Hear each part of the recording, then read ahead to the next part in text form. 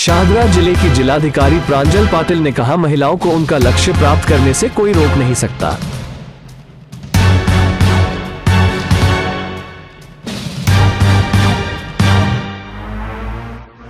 इसलिए ज़रूरी था ताकि हमारी जो बच्चियां हैं उनका हौसला बढ़े और समाज में जिस तरीके से हमें आगे बढ़ना है, आज का जो उद्देश्य हमारा वो यही है। तो मैं चाहूँगा कि इस बीच में हमारी जो बच्चियां हैं वो प्ले अपना कर लें, ताकि इस बीच में हमारे कुछ मेहमान हैं जो रह गए रास्ते में, वो आ जाएंगे। और डीएम मैडम आज अपना सारा काम छोड़ के आई, क्योंकि इनको बच्चियों के साथ बैठना, उनसे मिलना, उनसे बात करना, उनका हौसला बढ़ाना और उनके लिए नई नई योजनाएं बनाना। एक ही समय पर डिफरेंट सेंचुरीज में रह रहे हैं। कोई 21वीं सदी में है, कोई अभी भी 20वीं सदी में, कोई अभी भी 19वीं सदी में है। तो हमें कैसे सबको एक साथ लेके आना है।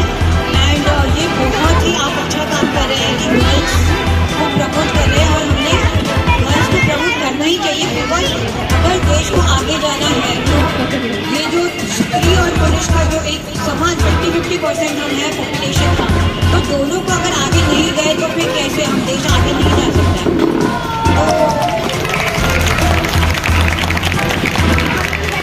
और मैं ये प्ले देख रही थी, मुझे अचानक मिताली राज की मूवी याद आ रही थी, जो रिसेंटली अभी पब्लिश हुई है। मिताली राज का नाम सुना आपने? तो इंडिया के विमेन क्रिकेट टीम की कैप्टन, सबसे ज़्यादा लॉन्ग सर्विंग कैप्टन थी, और अभी जस्ट उन्होंने रिटायरमेंट लिया है। और उनके बहुत ज़्यादा रिकॉर्ड्स हैं, जो बैटन में उनके रिकॉर्ड सचिन को भी क्रॉस कर रहे हैं।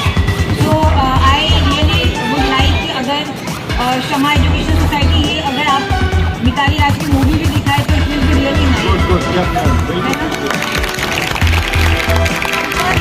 हमें रोल मॉडल्स की बहुत ज़रूरत है, और जब तक हमें ये नहीं पता चलता कि किसी और ने क्या कर सके, तो हमें भी खुद की भी आइडिया नहीं आता कि हम क्या कर सकते हैं। तो yes, and I really request all of you, मेरे सारे जो दोस्त लोग यहाँ बैठे हैं और गर्ल देयर पेरेंट्स, बहुत ज़्यादा एक तो पढ़ाई तो करिए करिए, but also read a lot. Extra जो हम पढ़ाई के अलावा भी जो रीडिंग होती है बहुत ज़रूरी होती है। मेरे यूपीएससी इंटरव्यू में मैंने अब जो एक हॉबी देनी होती है, तो हॉबी को मैंने रीडिंग ऑटोबायोग्राफी, जो आत्मचरित्र होती है, वो मैंने अपना हॉबी लिखा था। क्योंकि जब हम दूसरों की स्टोरीज पढ़ते हैं तब हमें समझ में आता है कि उनकी भी लाइफ में कितनी मुश्किलें थी, और लेकिन वो कहाँ तक पहुँच गए, और इसीलिए हम भी वो कर सकते हैं। तो सर्टेनली बहुत ज़्यादा बुक्स पढ़िए। ये न्यू ईयर का रेजोल्यूशन बना लेते हैं कि हर हफ्ते में एक बुक तो हमें पढ़ना चाहिए पढ़ाई के अलावा, ठीक है? पढ़ाई तो करनी ही करनी है। Then certainly I also would like कि हमारे स्पोर्ट्स में भी गर्ल्स में पार्टिसिपेट करना चाहिए, क्योंकि ये बिल्कुल ये गलत धारणा है कि स्पोर्ट्स से बॉयज़ ही कर सकते हैं, गर्ल्स नहीं कर सकते। क्योंकि इंडिया में ज़्यादातर जो इंटरनेशनल लेवल पर नाम कमा रहे हैं वो तो गर्ल्स स्पोर्ट्समैन भी, स्पोर्ट्स पर्सन भी कमा रहे हैं। हमारे पीवी सिंधु का हमने नाम सुना होगा, राइट? सानिया मिर्जा है, साइना नेहवाल। तो you know like there is lot of potential among girls for sports है ना। जैसे कि जितना अगर हमें पता ही नहीं रहे कि दुनिया में क्या क्या अपॉर्चुनिटीज़ है, क्या क्या हम कर सकते हैं, तो हम करेंगे कैसे। तो इसीलिए मैं यहाँ हमारे जो उपस्थित पेरेंट्स हैं और उनके टीचर्स हैं और बाकी सारे जो सोसाइटी के डिग्निटरीज हैं, certainly we have to encourage girl student. And आज हम सावित्रीबाई फुले जी का जन्मदिन मना रहे हैं। तो बचपन से हमेशा एक टेक्स्ट बुक में पढ़ा था, हिस्ट्री के टेक्स्ट बुक में एक छोटी सी लाइन होती थी, एक चैप्टर होता था, उसमें सारा एक साथ चला जाता था कि ओके ये स्कूल भी खुला, ये भी हुआ, बहुत सारी चीज़ें होती थी। लेकिन आज ये अलग से जो हम कार्यक्रम कर रहे हैं, तो I am very very sure, और मुझे पूरा ये विश्वास है कि इसका बहुत ही लॉन्ग टर्म इम्पैक्ट होगा। मीन्स क्योंकि हमें लगता है कि एक इवेंट है, एक में हमने कुछ करा, बट इसका इम्पैक्ट बहुत ज़्यादा होता है। बिकॉज मुझे भी याद है कि मेरे स्कूल में जब बचपन में स्टोरी टेलिंग के लिए लोग आते थे, जो कथा कथन हम बोलते हैं, तो उसका इम्पैक्ट मुझे आज भी फील होता है। आज भी, क्योंकि ये मॉरल स्टोरीज को हमें बहुत ही ज़्यादा माइक थोड़ा पास करो। Learn a lot from them. And Savitribai Phule में ये सोचती हूँ कि अगर आज भी हमें अगर इतनी दिक्कत है और आज भी जो लड़कियों का लिटरेसी रेट है वो भी 100% आज भी नहीं है।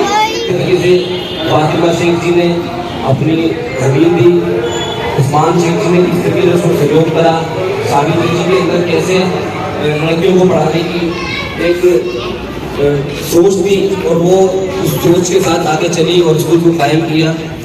अब हमारे बीच में बहुत सारे हमारे विधायक जी हैं और डीएम मैडम हैं, इन सबके सामने ज़्यादा बोलना तो अच्छा नहीं लगता, पर बहुत बहुत शुक्रिया आप सबका यहाँ आने का और आपने प्रोग्राम करना आपको बहुत बहुत शुक्रिया।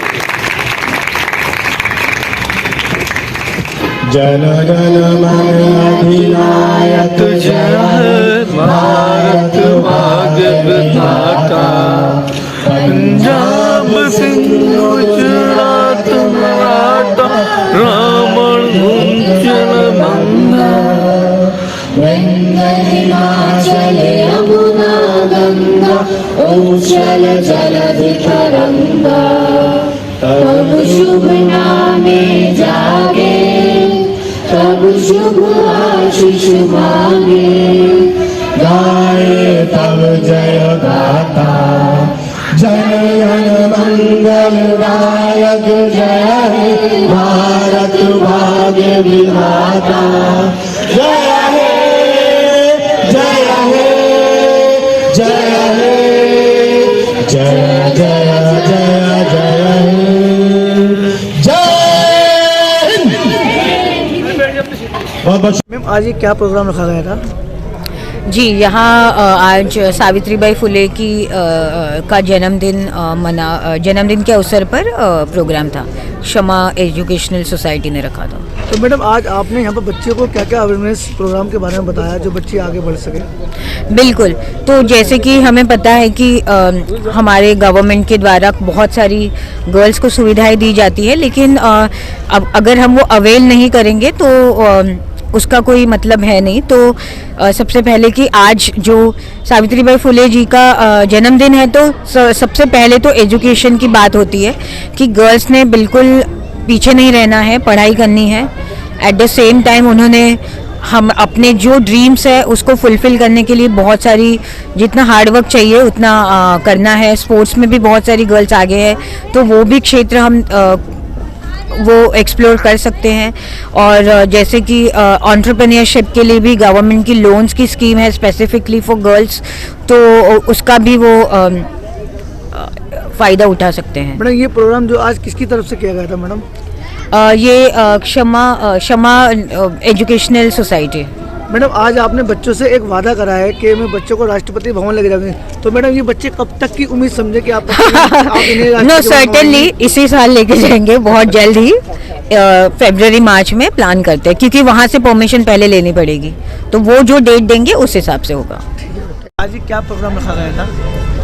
देखिए, सावित्रीबाई फुले जी के आज जयंती थी, उसके मौके पर शमा मिर्ज़ा एजुकेशन पॉलिटेक्निकल सोसाइटी ने आज यहाँ एक प्रोग्राम रखा था और उसमें यहाँ एक बस्ती विकास केंद्र के अंदर एक सेटअप पूरा इन्होंने किया हुआ है।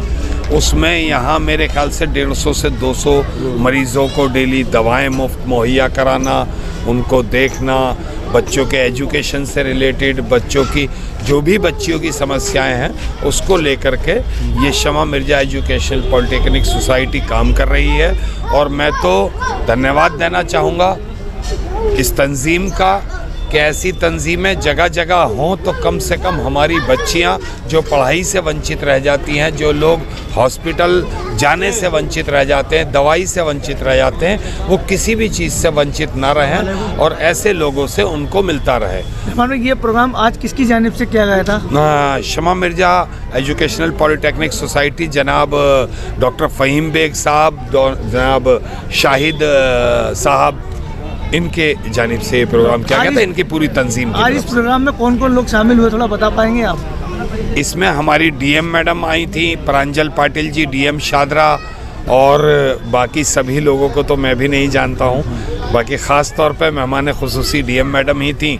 अच्छा रहमान भाई, आज एक मैडम इन बच्चों स्लम बच्चों को एक आश्वासन देके गई हैं कि इन स्लम बच्चों को जितने भी हैं ये राष्ट्रपति भवन लेके जाएगा, तो आप इस देखिए बात पे क्या मैडम ने ये कहा, आश्वासन नहीं, वो काम करती रहती हैं। अभी उन्होंने खुद से कह करके 100 बच्चों को जीनत महल स्कूल के पार्लियामेंट हाउस भेजा और एक जगह है वहाँ पर भेजा, लेकिन पार्लियामेंट हाउस या राष्ट्रपति भवन मैडम को दिक्कत नहीं, मैडम का काम है परमिशन करा के देना, अफर्ड्स करना, और बाकी काम तो हमारी एनजीओ का, हम लोगों का है कि बच्चों को लेकर के जाएं। तो उसके लिए हम तैयार हैं हमेशा। जब जब शमा मिर्जा वाले बनाएंगे, तैयारी करेंगे, हम इनके साथ खड़े रहेंगे और इंशाल्लाह कराएंगे इसको। मोहम्मद अमिश बेग है। आप कौन सी क्लास में पढ़ते हैं? मैं 4th की क्लास में पढ़ता हूँ। आज आपने क्या रोल प्ले किया यहाँ पर? मैंने आज एक ट्यूशन के बच्चे का रोल प्ले किया है। ये प्रोग्राम किसकी तरफ से किया गया था? ये program Shama educational political society की तरफ से किया गया था।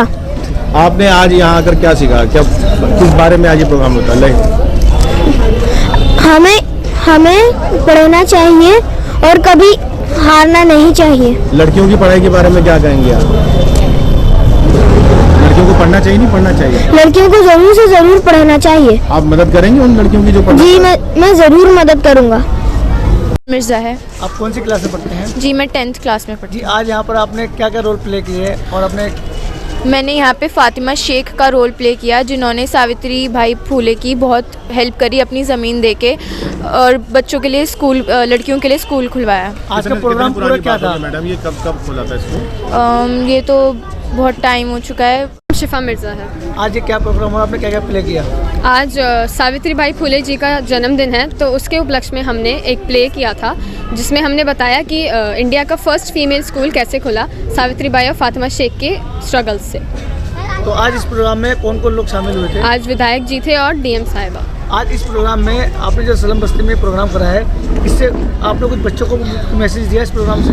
हमने उन्हें ये मैसेज दिया कि फ़ीमेल एजुकेशन कितनी इम्पॉर्टेंट है, हमें पढ़ना लिखना आना चाहिए आगे बढ़ने के लिए।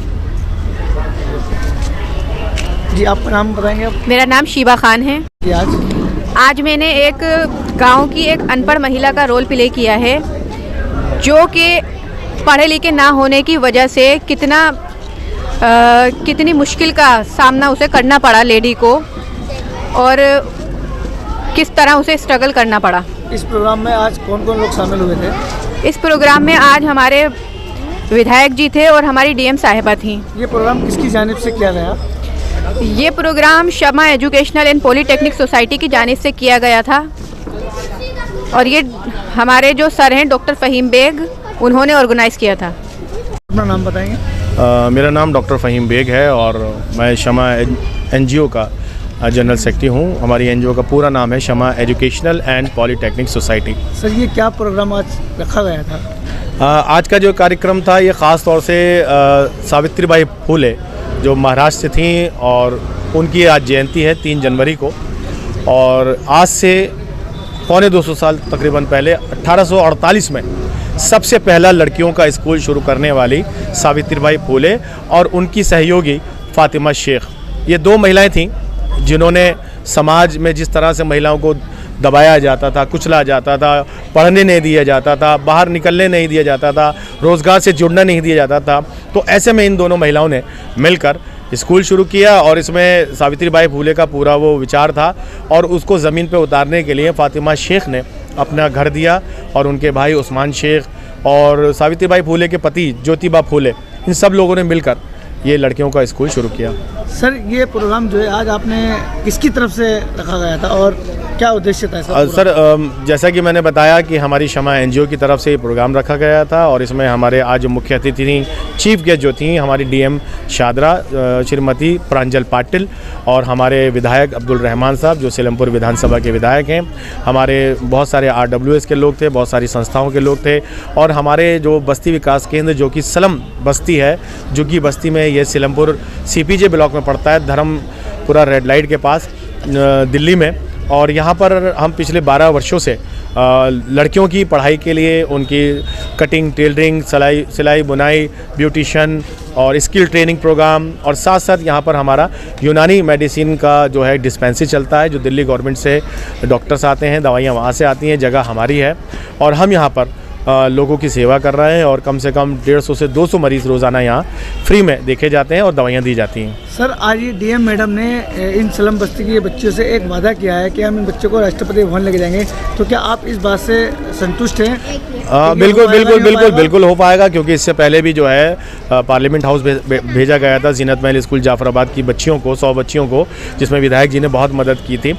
और इसी प्रकार से, इसी तरीके से हम शमा एनजीओ के बैनर तले विधायक जी की सहायता से ये प्रोग्राम करेंगे और हमसे मैडम ने वादा किया है कि मार्च के महीने में वो हमें परमिशन दिलाएंगी और हमारे यहाँ बस्ती के बच्चे और जो ऐसे बच्चे जिन्होंने कभी दुनिया में देखा नहीं है क्या है कैसा है, उनको राष्ट्रपति भवन ले आके दिखाएंगे और हो सका तो हमारी महामहिम राष्ट्रपति श्रीमती द्रौपदी मुर्मू से मुलाकात कराएंगे।